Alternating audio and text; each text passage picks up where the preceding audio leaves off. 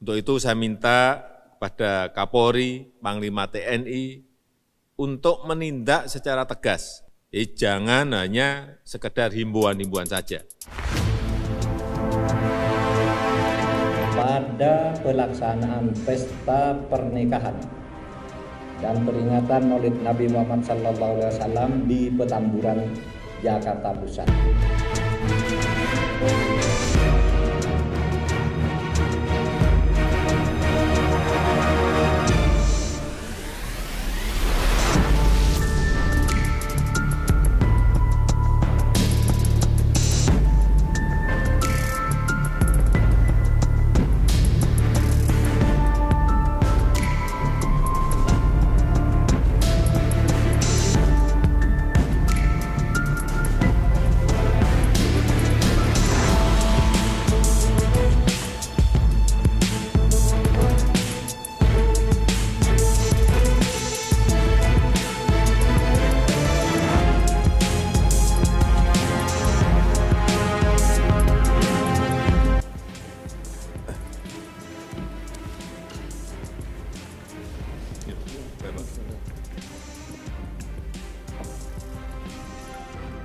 Bismillahirrahmanirrahim. Assalamualaikum warahmatullahi wabarakatuh. Selamat pagi, salam sejahtera bagi kita semuanya. Yang saya hormati Bapak Wakil Presiden, Bapak Ibu, Menteri dan Kepala Lembaga yang hadir. Dalam rapat terbatas kali ini dalam penanganan COVID, saya ingin tegaskan bahwa keselamatan rakyat adalah hukum tertinggi. Dan pada masa pandemi ini telah kita putuskan pembatasan-pembatasan sosial, termasuk di dalamnya adalah pembubaran kerumunan.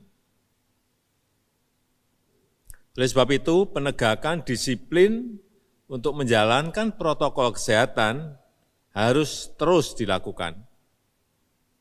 Tidak ada yang kebal virus corona. Semuanya bisa terinfeksi virus ini dan juga bisa menularkan ke orang lain. Untuk itu saya minta kepada Kapolri, Panglima TNI, Ketua Satgas Penanganan COVID, untuk menindak secara tegas jika ada yang melanggar pembatasan sosial tersebut berdasarkan peraturan yang ada. Jangan hanya sekedar himbauan-himbauan saja, tapi harus diikuti dengan pengawasan dan penegakan aturan secara konkret di lapangan. Untuk membuat pengendalian COVID menjadi berjalan efektif, dibutuhkan trust, dibutuhkan kepercayaan dari masyarakat terhadap apa yang dikerjakan oleh pemerintah. Saya juga minta pada Menteri Dalam Negeri untuk mengingatkan, kalau perlu menegur kepala daerah baik, gubernur, bupati, wali kota, untuk bisa memberikan contoh-contoh yang baik pada masyarakat. Jangan malah ikut berkerumun.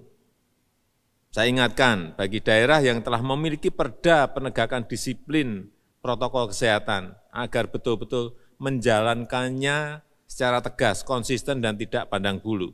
Sekali lagi, tugas pemerintah adalah mengambil tindakan hukum dan ketegasan aparat dalam mendisiplinkan masyarakat terhadap protokol kesehatan adalah keharusan. Keharusan. Berdasarkan data terakhir yang saya peroleh per tanggal 15 November 2020, saya senang dengan angka-angka yang akan saya bacakan ini. Rata-rata kasus aktif COVID di Indonesia 12,82%. Angka ini jauh lebih rendah dari rata-rata kasus aktif COVID dunia yang mencapai 27,85%. Rata-rata kesembuhan COVID juga bagus, yaitu mencapai 83,92%. Ini juga lebih baik, jauh lebih baik dibandingkan dengan angka kesembuhan dunia yang mencapai 69,73%. Tapi kita harus masih bekerja keras untuk menekan angka rata-rata kematian lebih rendah lagi, karena saat ini masih berada di angka 3,26%.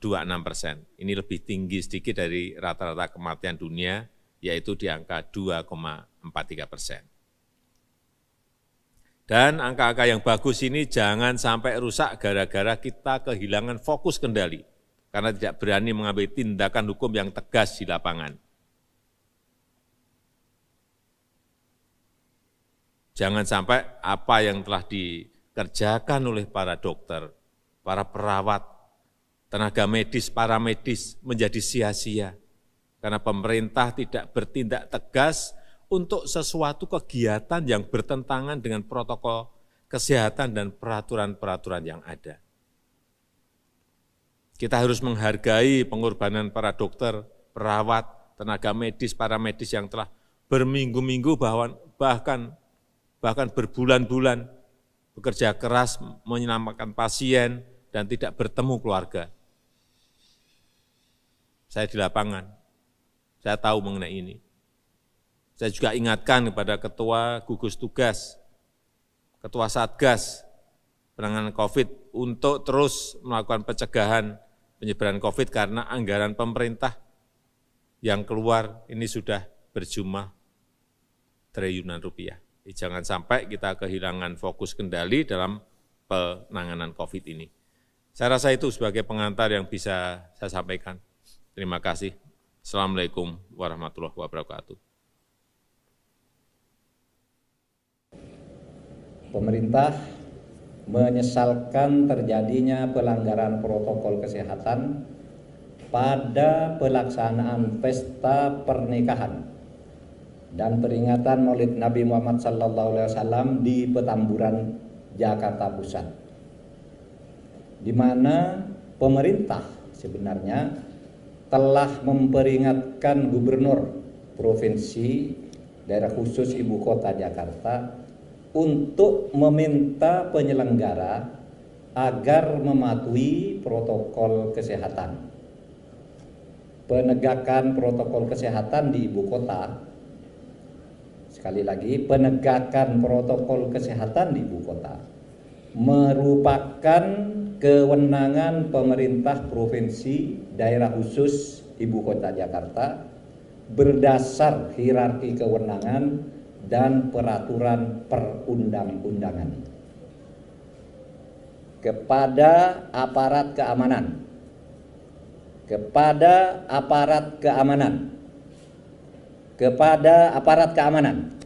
pemerintah meminta untuk tidak ragu dan bertindak tegas dalam memastikan protokol kesehatan dapat dipatuhi dengan baik.